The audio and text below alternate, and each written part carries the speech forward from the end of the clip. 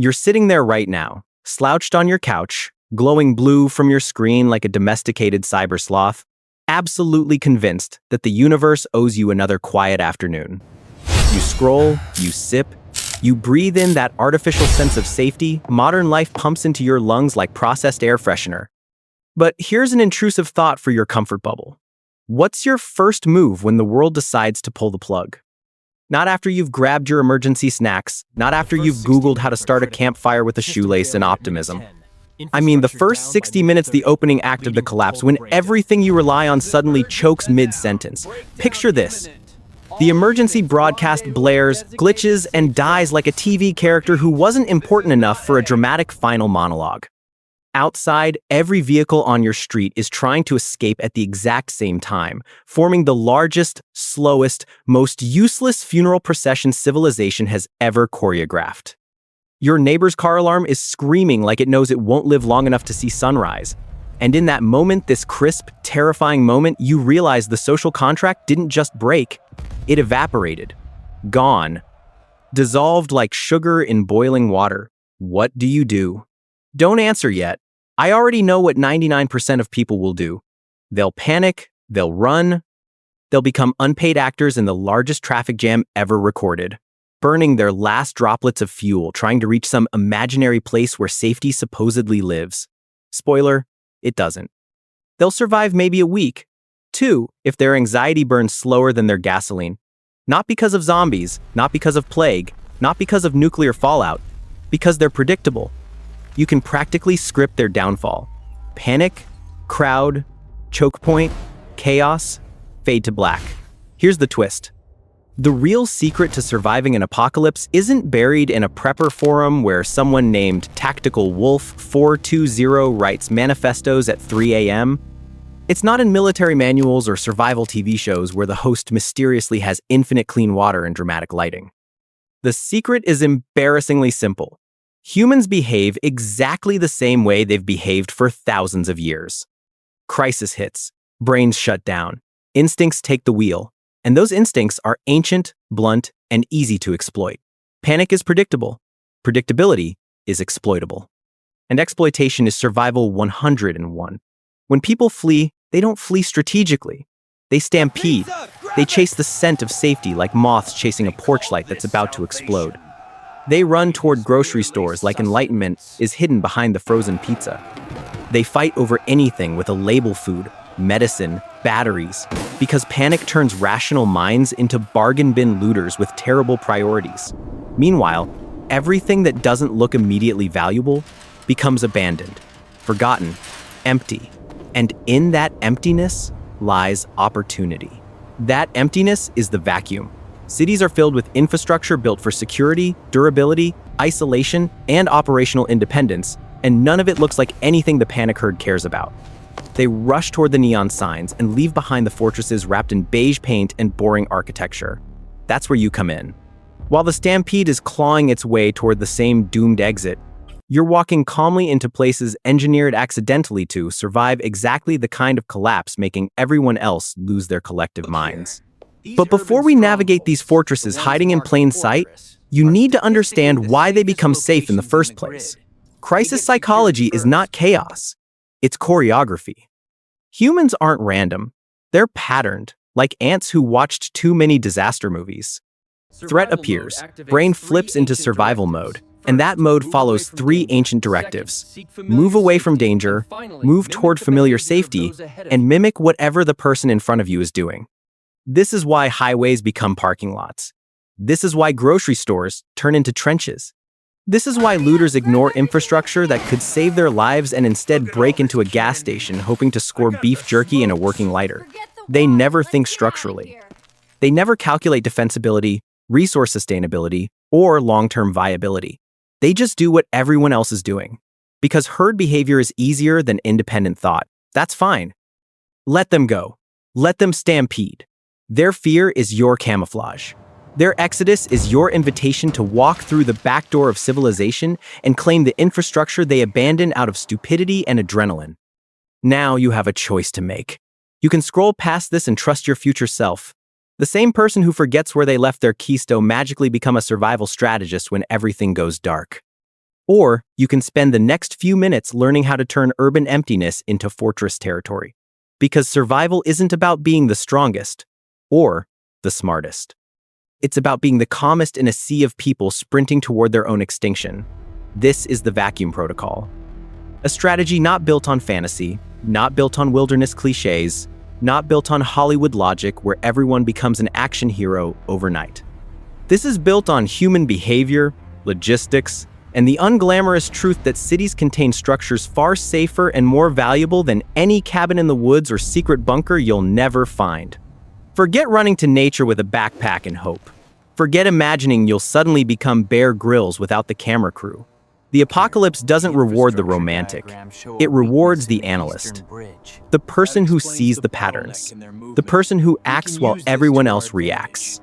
The one who understands that when the herd stampedes, the real power belongs to the person who stays still, watches the dust settle, and walks into the empty spaces nobody else notices. Welcome to the beginning. Let's get tactical. Rule 0. Understand the stampede before you step out of its way. Before we talk about safe zones, fortresses, or clever urban layers, you need to understand why certain locations become safe, not in spite of the apocalypse, but because of it. The danger isn't random. The chaos isn't random. The people are not random. They are following a script their brains have been rehearsing since the first caveman saw a shadow and decided sprinting was better than thinking. When people feel threatened, their brains don't switch to tactical mode. They switch to reptile mode. Analysis goes offline, reaction takes over. Threat, fear, movement. Simple, crude, effective. Until you overload the system and the whole herd chooses the same bad idea at the same time. The patterns look like this. First, they run away from here without any clear idea where there is. Highways clog, not because roads are bad, but because everyone's running the same mental code. Distance from danger equals safety. Doesn't matter if they have no destination, no plan, no fuel, and no idea what's actually happening. If the crowd is heading toward the highway, then so will they. It's evolution's version of follow trending topics. Second, they swarm anything that screams resources. At a glance, grocery stores, pharmacies, big box retailers, gun shops, gas stations. If people can imagine something useful inside in 2 seconds or less, it becomes a combat zone. Shelves get stripped bare in hours. Doors smashed. People injured or killed over bottled water and canned soup that's expired twice. Third, they follow the herd.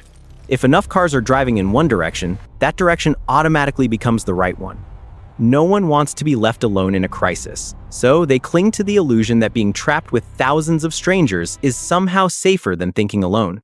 The result? Miles of unmoving vehicles, engines idling, tempers flaring, resources draining, and absolutely no one getting anywhere. Fourth, they chase emotional safety. Childhood homes, old vacation spots, that cabin their uncle mentioned once at a barbecue 5 years ago. They aren't making strategic decisions, they're chasing nostalgia, survival by sentimentality. It's cute, it's also suicidal. Here's what they don't do. They don't evaluate structural advantages. They don't calculate defensible entry points. They don't assess resource sustainability or operational viability. They don't ask, can I hold this location for 6 months? They ask, does this place feel like somewhere I've seen in a feel-good disaster movie? Your advantage is simple. While they're operating on reflex, you're operating on logic. While they're fighting each other in front of a supermarket for the last pack of instant noodles, you're walking quietly into a building they've already dismissed as worthless. That's the core of the vacuum protocol. Let instinct drag the majority into visible chaos while you disappear into strategic invisibility. So let's talk about your first target. Safe Zone Alpha, the vertical labyrinth. Location: multi-story, climate-controlled self-storage facilities. The most boring buildings in the city. The ones you never look at twice because they're basically giant concrete rectangles painted in sad colors with cheerful logos trying way too hard. The kind of place people only visit when their lives are in transition or falling apart. Which is ironic, because when everything collapses, these become some of the most powerful urban fortresses available. Imagine it's hour 2 of the collapse. Highways are frozen in place, a solid line of regret and exhaust fumes. Grocery stores are already loud, violent, and emptying. People are screaming. Alarms are blaring. And you're standing in front of a 5-story self-storage building that everyone else has mentally tagged as junk warehouse. They rush past it. You walk toward it, where they see old furniture, holiday decorations, and boxed-up memories nobody wanted in their living room anymore. You see something entirely different. A concrete fortress with layered defenses, choke points, limited access, and hundreds of fallback positions. A vertical maze that punishes attackers and rewards patience. Walk through the structure in your mind. Each floor, maybe 50 to 100 units. Each unit, a reinforced steel door, lock hardware, and a solid frame. Hallways, narrow, long, and perfect for creating choke points. Access paths, usually just a couple of stairwells and maybe an elevator shaft that turns into a death funnel once the power dies. That's your entire attack surface, not a sprawling suburb, not a wide-open mall. One controlled box stacked on top of another. To reach you on the top floor, an attacker must breach the main entrance, find the correct stairwell or elevator shaft, climb multiple flights in a confined space, then navigate corridors where you know every angle and they know nothing. Finally, they have to break through whichever door you've decided to make your line in the sand. That's not a raid, that's a siege. And desperate raiders don't have time, patience, or logistics for a proper siege. Here's where the real magic happens. Compartmentalized fallback. You don't defend a single room like some heroic movie character doomed to slow-motion failure. You defend layers. Lock the building entrance. Reinforce the stairwell access on your floor. Pick a unit, strengthen it, set it up as your primary. Then select secondary and tertiary fallbacks on the same floor, or even the one above or below. If your primary position is compromised, you don't die there. You fall back to the next prepped unit. Then, the next. Every door they force is noise, time, exhaustion, risk. Every layer they breach drains their resources while you retreat deeper into the maze. You're not one person in one room. You're a ghost moving through a concrete beehive. Now, consider stealth. Self-storage facilities do not light up the panic brain as valuable. They don't contain easy food, obvious medicine, or clearly visible weapons. Looters chase supermarkets and pharmacies. They don't waste time breaking into unit #347 hoping to score someone's tax records, their ex's old couch, and 3 boxes labeled MISC. In the early phase of the collapse, storage buildings are effectively invisible, and invisibility is better than armor. Then there's infrastructure. These facilities are built to keep other people's stuff safe and intact for years. That means climate control, insulation, internal walls, sometimes independent HVAC systems per floor or section. It means wiring everywhere to support lighting, security cameras, electronic locks. When the grid dies and the staff bails, you inherit an entire building full of ready-to-use electrical infrastructure. Bring a generator, some solar, or whatever power source you can salvage, and you can selectively resurrect parts of the building on your terms. The structure itself? Concrete, metal, heavy framing. Concrete doesn't burn like wood. It doesn't crumble from a single hit. It dampens sound, stabilizes temperature, and shrugs off small arms fire better than your average suburban wall made from hopes and drywall. It's not a perfect fallout shelter, but it's orders of magnitude safer than the average house people cling to out of habit. You want the top floors. Gravity is your unpaid bodyguard. Attackers have to climb up to reach you. You can send a world of unpleasant surprises down to greet them. You control the high ground in a structure intentionally designed to limit vertical access. You can create bottlenecks, drop obstacles, monitor stairwells, and turn every step they take into a mistake they regret. Even the dead security systems are useful. Camera mounts tell you where blind spots are. Motion sensors tell you where someone once thought intruders might go. Electronic locks and access panels can be modified, jammed, or repurposed. The whole building is a puzzle where you get a head start designing the rules. The original purpose of the place is storing people's unwanted but not discarded items is your bonus. High ceilings, wide corridors, loading docks, and freight elevators were meant for moving heavy furniture. They double perfectly for moving supplies, equipment, and improvised barriers. Some facilities even rent out moving trucks, meaning you may find vehicles, tools, and extra gear in or near the property. And the best part? No one lives there. There's no owner guarding it, no family defending it, no "this is my house, get off my lawn" emotional attachment. Just a corporate shell with no one coming back once the alarms start, and the staff decides their paycheck isn't worth dying for. You're not competing with residents, you're claiming abandoned infrastructure. So, do your homework now, while the lights are still on and the worst thing you've dealt with this week is a Wi-Fi drop. Map every multi-story storage facility within a comfortable radius of your home. Visit them. Count the floors. Note the stairwells and entrances. Check the surrounding streets for visibility and approach routes. You're not being paranoid. You're doing what the 99% refuse to do, thinking before the panic starts. Because when the stampede begins, you don't want to be sitting in the same line of traffic as everyone else, slowly roasting in a dead car, watching your fuel gauge kiss zero.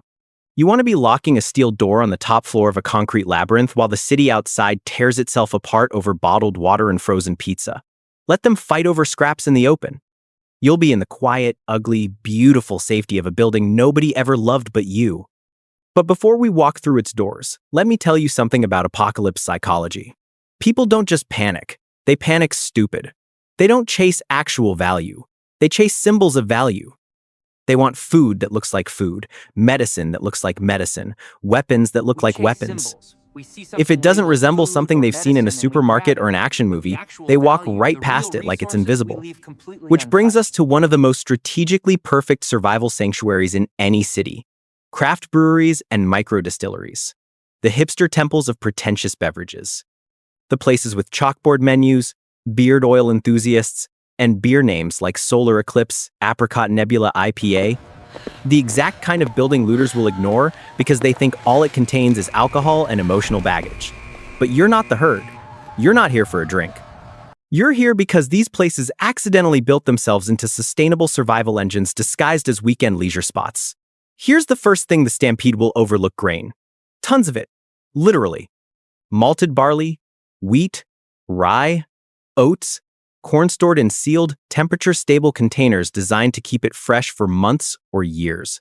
Where others see beer ingredients, you see calories, energy, survival.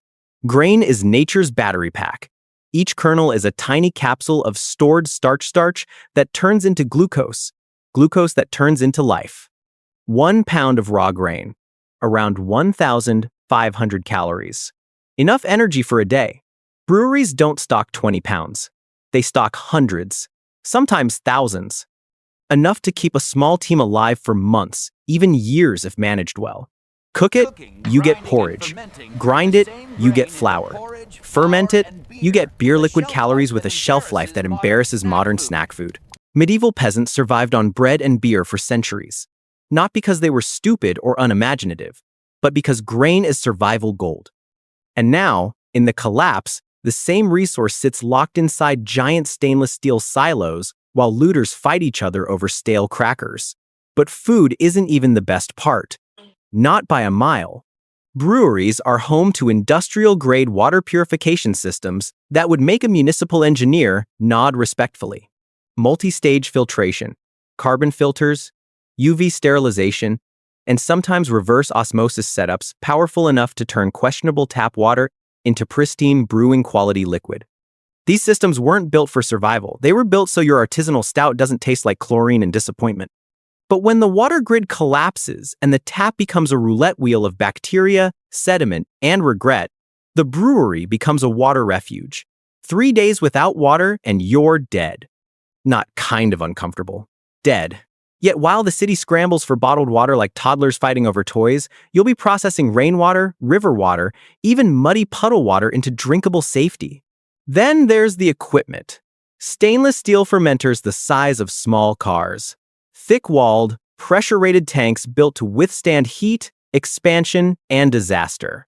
You can store food in them, water in them, grain in them. You can hide behind them. Stainless steel laughs at small caliber rounds. It turns a brewery into a maze of metal cover that you can maneuver through with ease while intruders stumble blindly. Concrete floors engineered to support heavy equipment become near indestructible living surfaces. Reinforced walls, industrial doors, and loading docks add layers of security. Some breweries even have built-in kitchens, ventilation systems, and walk-in coolers. It's like someone sneakily built you a bunker and disguised it with neon signs and flight-sized tasting glasses. But the true multiplier is fermentation. Yeast is a biological workforce. It consumes sugar and produces alcohol. Not beer branding, flavor profile, hipster brag alcohol, actual chemical ethanol, disinfectant, fire starter, fuel, trade resource, medicine. People forget this because they're too busy debating craft beer notes like philosophers arguing about bubbles. But ethanol is survival chemistry. It sterilizes wounds, cleans tools, disinfects surfaces. When disease becomes the real killer after the collapse because ethanol becomes priceless. Don't have high-proof spirits? Make them. Fermentation gives you alcohol. Heat distillation gives you concentrated ethanol. Heat the mixture to about 180 degrees Fahrenheit. Capture the vapor, cool it through tubing, collect the liquid. Congratulations, you just created antiseptic, fuel, or barter currency. A simple still can be built from copper tubing and heat sources. Breweries already use daily. If it's a distillery, then you're inheriting a professional-grade ethanol production factory. And here's the kicker. Yeast is renewable. Breweries preserve strains like treasure because each one creates specific flavor profiles. These cultures are alive, self-replicating, stored properly. When others run out of resources, you can make more. The building itself is in your favor. Breweries tend to live in industrial zones. Wide streets, good water supply, minimal residential presence. Translation: fewer people around to notice you. Industrial buildings are hard to breach, hard to burn, and easy to secure. Loading docks give vehicle access without public visibility. Tap rooms become living areas. Storage rooms become dorms. Offices become command stations. And unlike a supermarket that people will loot in the first hour, breweries don't register to panic-driven minds as essential. No one's risking their life for craft beer when they're trying to find toilet paper. But you're not here for IPA. You're here for long-term sustainability. With a brewery, you're not scavenging, you're producing food, water, medicine, fuel, resources that renew instead of run out. Raiders burn through supplies like locusts. Survivors who operate breweries become infrastructure, and infrastructure is power. If you can learn basic brewing chemistry or recruit someone who already knows it, you're not just a survivor. You're becoming a post-apocalypse engineer. Someone who can create calories from seeds, clean water from filth, sterile alcohol from grain, someone people come to, someone with leverage. So map the breweries near you now. Walk inside. Study the layout. Look at their storage rooms, pipes, tanks, and filtration systems. When the collapse hits and the masses are smashing liquor stores for bottles, you'll be walking into the one place that produces bottles endlessly. That's not luck. It's literacy in survival economics. Now that you've secured a fortress and a food and water factory, it's time to take something far more valuable than calories or concrete: information. Because in a collapse scenario, everyone fights over physical resources. But the people who actually survive long-term are the ones who know what's happening beyond the next intersection. In crisis, ignorance kills faster than dehydration. That's why your next target is the structure nobody in the panic herd will even look at. Twice University, astronomy buildings, meteorology towers, atmospheric science facilities. The places nerds work. The places students nap in between classes. The places the desperate stampede will ignore completely because they don't contain canned beans or prescription drugs. But you're not here for beans. You're here for the high ground. Every university with a real science program has at least one building positioned at the highest elevation point on campus. Not because architects got creative, but because telescopes need sky visibility and meteorology stations need clean readings. They place these structures where the horizon is wide and the noise is low. Translation for survival use: these buildings give you eyes. Imagine occupying a 10-story science tower during the collapse. From that elevation, your visual horizon stretches roughly 12 miles in every direction. That means you can see movement cars, smoke, fire, groups long before they're anywhere near you. You can track highways, watch escape routes, observe crowds, predict threats, and plan movement while everyone else is stumbling around at street level, blind and confused. Information becomes your force multiplier.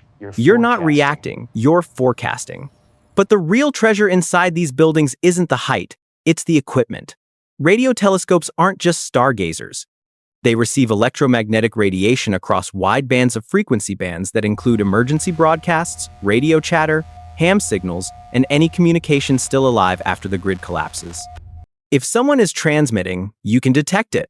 You become a one-person intelligence agency armed with a machine built for cosmic eavesdropping. Weather equipment provides something even more vital: atmospheric awareness. Storm systems, wind direction, temperature drop, pressure changes. These are warnings that can save your life. In biological, chemical, or wildfire scenarios, knowing which direction the air is moving becomes literal survival. People die because they walk into danger zones. You won't.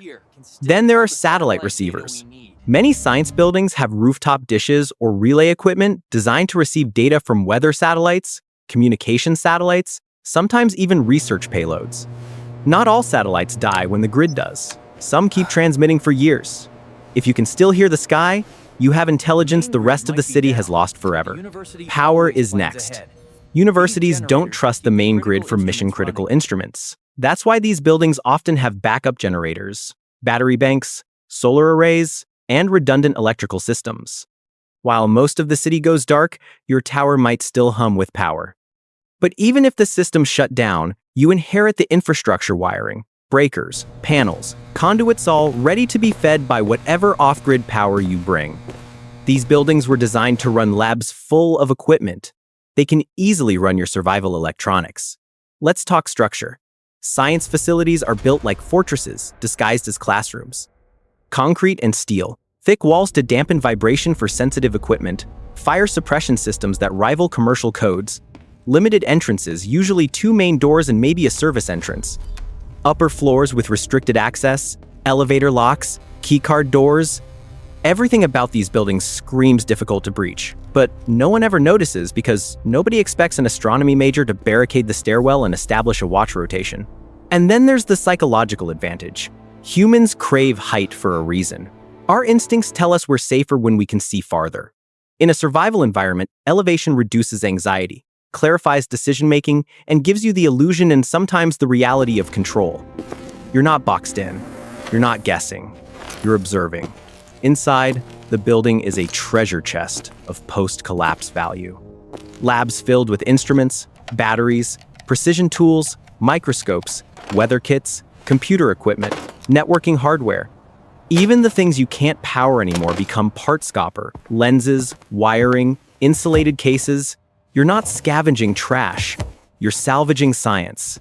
Libraries inside these buildings become priceless. Physical textbooks, reference manuals, research papers, maps, star charts, weather records.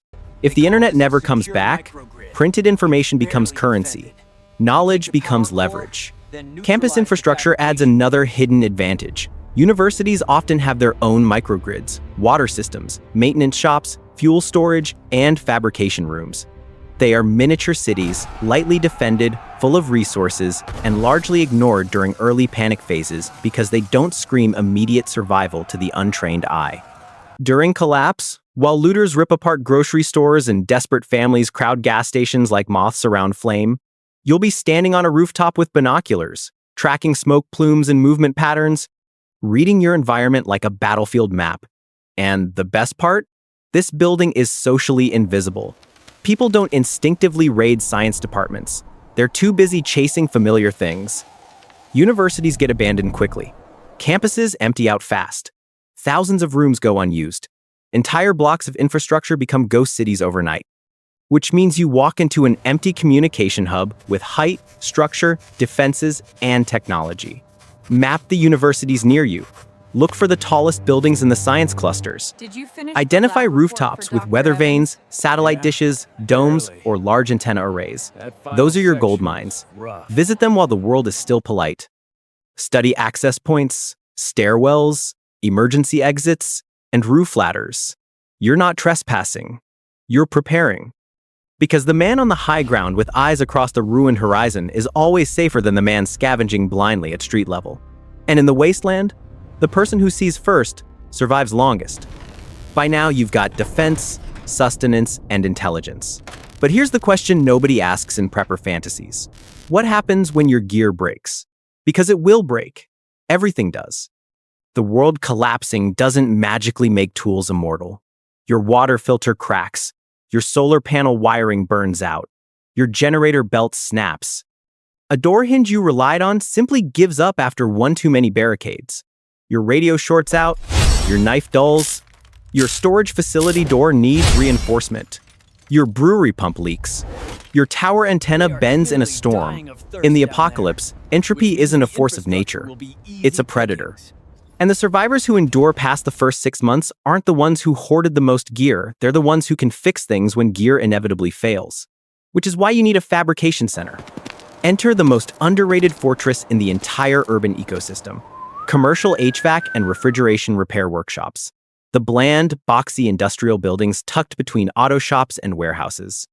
The places nobody visits unless they're professionally obligated or their air conditioner decides to die during a heat wave. To the untrained eye, these buildings look as valuable as cardboard.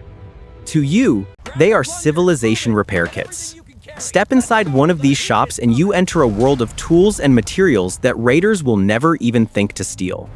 They're too busy playing Mad Max outside, shaking down pharmacies and hardware stores, convinced survival means grabbing whatever looks dangerous or edible. Meanwhile, you'll be walking into a facility with enough industrial equipment to rebuild half the city if you wanted to. This isn't a garage with a drill and a wrench.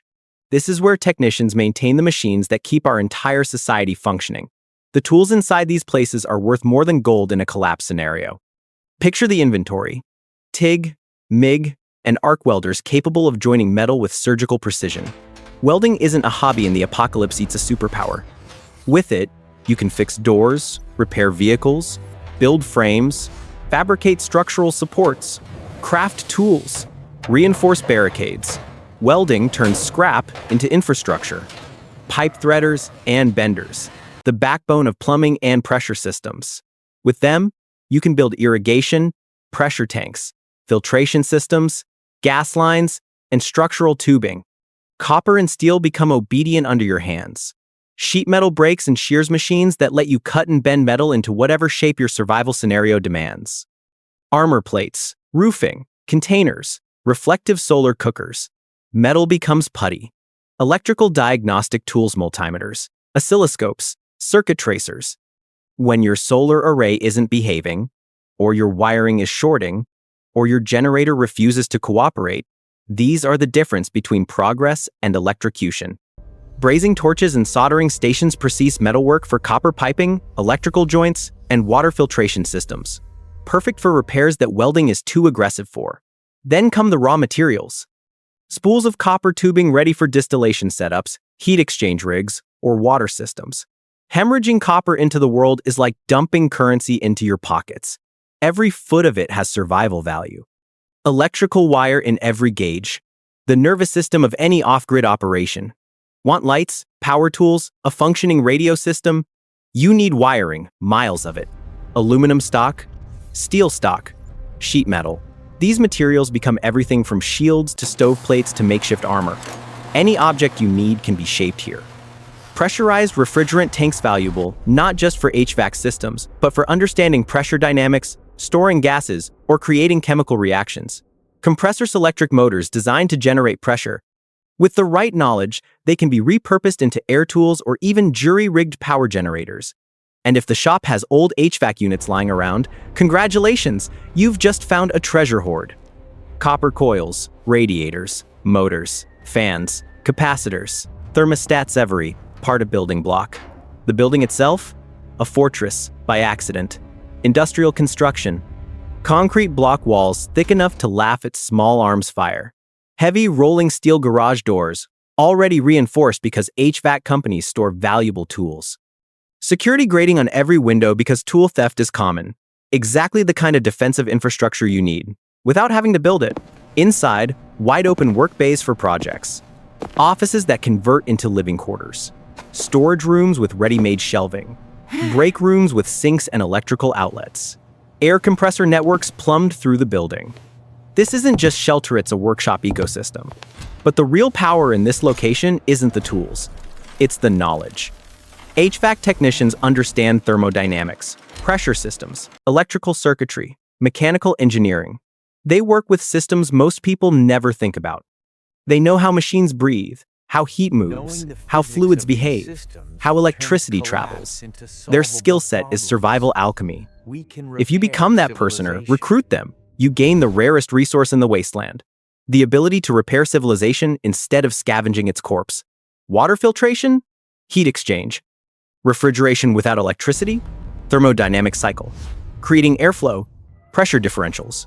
Running generators, mechanical electrical conversion. Everything collapses into a set of solvable problems once you know the physics.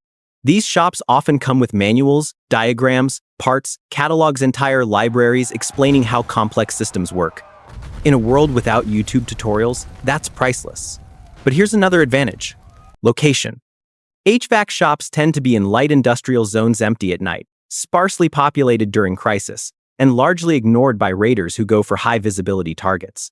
The perfect place for your workshop.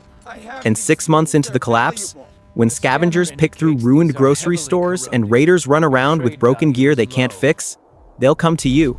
Some will trade, some will beg, some will try to take, but you'll have tools, knowledge, infrastructure, and leverage. Because in a dead world, the person who can fix things becomes the most valuable mechanic in the wasteland. Every fortress needs a final fallback position, a place so secure, so insulated from chaos, so structurally stubborn that even a determined raiding party would look at it, sigh, and decide to go bother someone else. Most people imagine this as a bank vault. Thick steel doors, concrete walls, money stacked in neat little rows. But banks get hit first. They're symbols. Everyone knows valuables live there. That's why raiders sprint to banks like moths to a flamethrower the moment society hiccups. Banks attract violence. So here's the secret no one thinks about. Not all vaults hold money.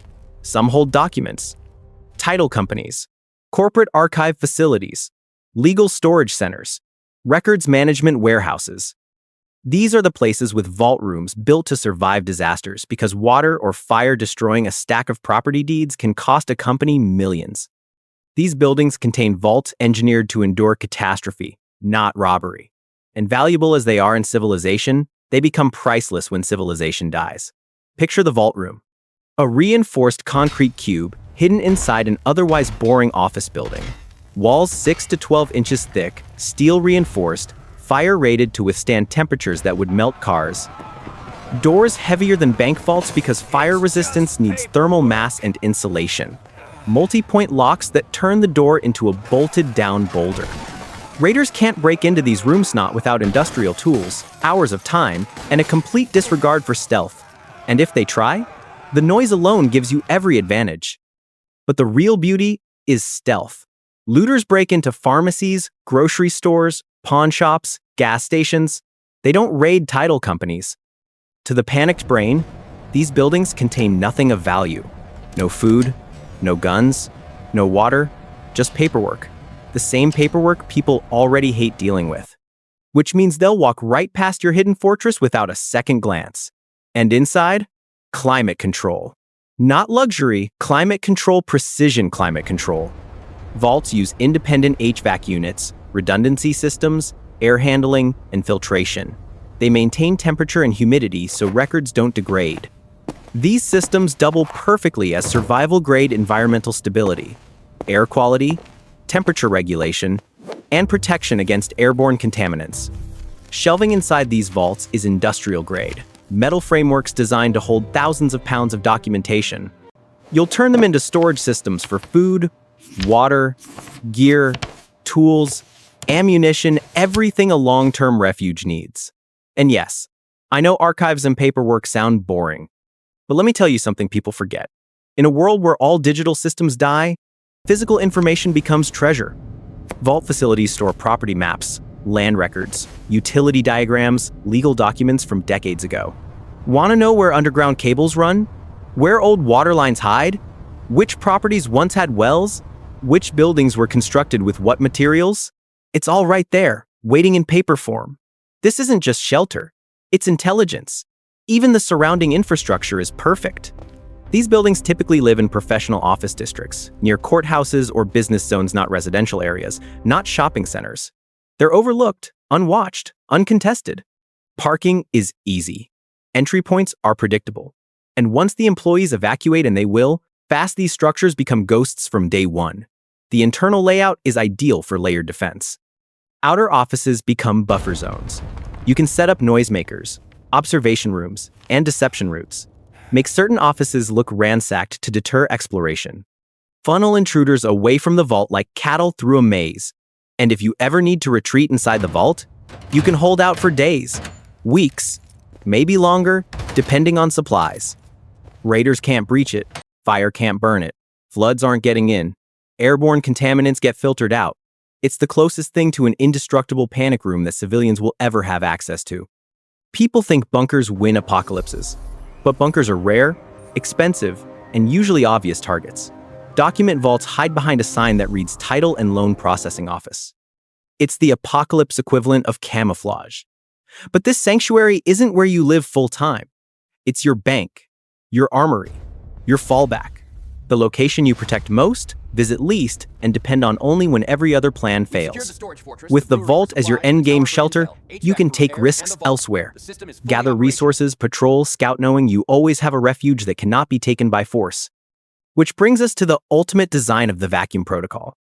These safe zones don't work in isolation. They work as a network. The self-storage fortress gives you defensible living space and strategic concealment. The brewery gives you renewable calories, sterile water, and chemical production. The university tower gives you eyes, intelligence, and communication. The HVAC workshop gives you tools, repairs, and engineering capabilities. The vault gives you a final, impenetrable fallback. Alone, each location is a strength. Together, they form a survival machine. A distributed operating network across the city.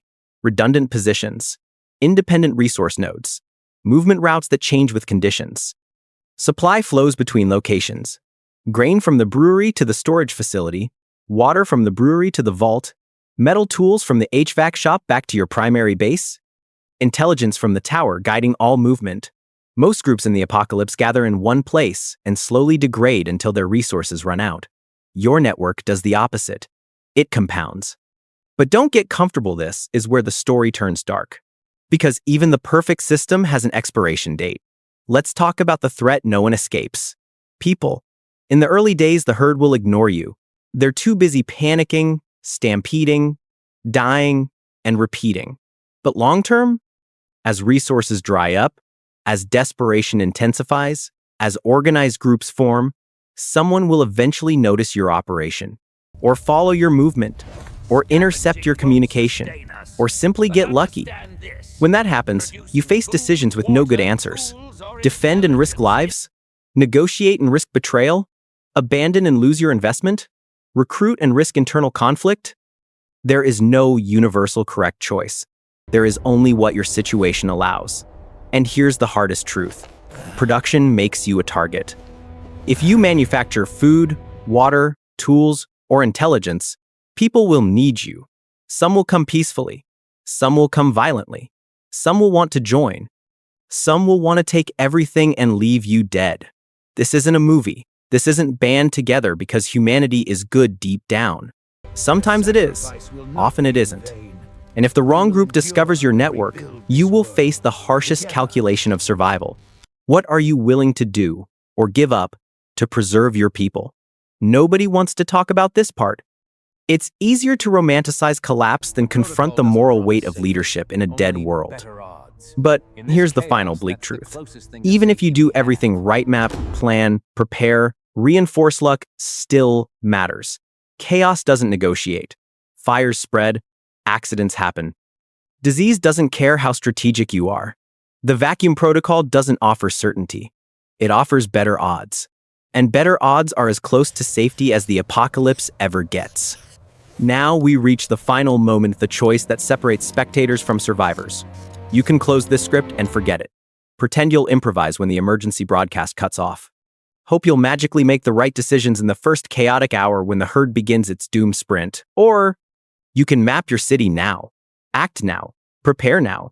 Position yourself among the 0.1% who move while everyone else panics. The ones who don't run with the herd. The ones who own the emptiness it leaves behind. The synergy, owning the network of the vacuum protocol. You've walked through the 5 sanctuaries' fortified shells, disguised as mundane buildings. each one built by modern civilization to serve ordinary functions, yet accidentally engineered to survive its collapse. But the true power of these locations isn't in occupying any single one of them. It's in the relationship between all of them. It's in the network. Survival isn't about having one stronghold. One stronghold is a tomb with good marketing. It works until it doesn't, and when it fails catastrophically. You don't want a fortress. You want a system distributed, flexible, difficult to detect, impossible to eliminate. The storage fortress is your primary base, your hive, your defensible habitat carved into concrete and steel, but it's only one node. The brewery is your lifeline, your renewable source of calories, water, alcohol, medical disinfectant, fermentation, distillation, and resource reproduction. But it, too, stands alone without support. The science tower gives you omniscience height, weather intelligence, radio data, environmental awareness, movement tracking, and communication capabilities. But without reinforcement, knowledge becomes trivia. The HVAC workshop gives you the godlike power to repair, maintain, and create tools, pipes, wiring, panels, welds, constructs that keep everything else running. But no workshop can defend itself forever. And the vault, the unreachable sanctumus, your final fallback, your panic room, your absolute security archive of everything critical. Each location is a vertebra. Only when combined do they form a spine. Now imagine how they interact. The brewery produces grain-based calories, purified water, ethanol, fuel, disinfectant resources you store long-term inside the vault, distribute tactically through the storage fortress, and transport using equipment repaired at the HVAC shop. The HVAC shop keeps your brewery systems alive, repairing filtration, patching leaks, welding busted valves, fabricating replacement parts, building custom tools. The science tower informs you when to move between these locations: weather reports, atmospheric data, signals from other survivor groups, signs of approaching danger. The vault protects your irreplaceable stores critical supplies, documents, maps, records, manuals, gear caches. And the storage facility acts as the living heart: your personnel, your sleeping quarters, your choke points, your defensible layers, and all of it moves in cycles. When things get dangerous near your primary base, you retreat to the tower. When you need supplies previously cached, you fall back to the vault. When systems break, you head to the fabrication depot. When food runs low, you activate the brewery. You're not just surviving, you're operating. Most survivors stay in one location until it fails either because raiders take it, resources run out, disease spreads, or environmental threats rise. They survive reactively. But you? You survive proactively. The vacuum protocol thrives on movement, on redundancy, on multiple operational zones. You create not one target, but 5. You distribute intelligence, supplies, security, food, and tools across the city, like arteries in a circulatory system. Anyone trying to take you down wouldn't just need to find your fortress. They'd need to find and eliminate all 5, and that's assuming they can understand the network in the first place. Most post-collapse groups aren't capable of that level of analysis. They operate on instinct. You operate on structure. But now for the final truth. Every system has a weakness. This network gives you advantage, but it doesn't guarantee immortality. Eventually, as the collapse matures and society shrinks into new territorial structures, people will get smarter. Scarcity will reshape them. The dumbest raiders of month 1 become the tactical monsters of month 12. People evolve. Desperation educates. And eventually, someone will start hunting infrastructure instead of supplies. Someone will figure out what you figured out. When they do, you'll need to make decisions you never trained for. Do you defend the network openly, becoming a fortified power? Do you stay hidden, maintaining invisibility at all costs? Do you negotiate, risking betrayal? Do you expand, taking over more buildings? Do you consolidate, sacrificing nodes to protect others? Every choice carries a cost. Every route has its own death. But that's the world you inherit when society dies. This protocol doesn't promise a perfect end. It promises a longer road, a higher chance, better odds. And in the wasteland, better odds are the closest thing to safety that exists. Which brings us to the very last moment, the choice. Most people hearing this will do nothing. They'll shrug it off, scroll to something lighter, and tell themselves they'll think about it later. Later won't come. When the emergency broadcast stutters, when the traffic locks, when the herd stampedes, their only strategy will be panic. They'll run toward empty supermarkets and blocked highways and fantasies of survival that crumble as fast as their fuel gauge drops. They will follow the 99%. But you're not here to think like them. You're here because you see the patterns the herd steps over. So here is your final instruction. Open your maps, search for storage facilities, search for craft breweries, search for university science towers, search for HVAC repair shops, search for title companies and record vaults. Build the map now. Walk the city now. Study the entrances, alleys, loading docks, rooftops, and structural details now. Because when the vacuum forms, when the herd stampedes, you either run with them or you own the emptiness they leave behind. Class dismissed.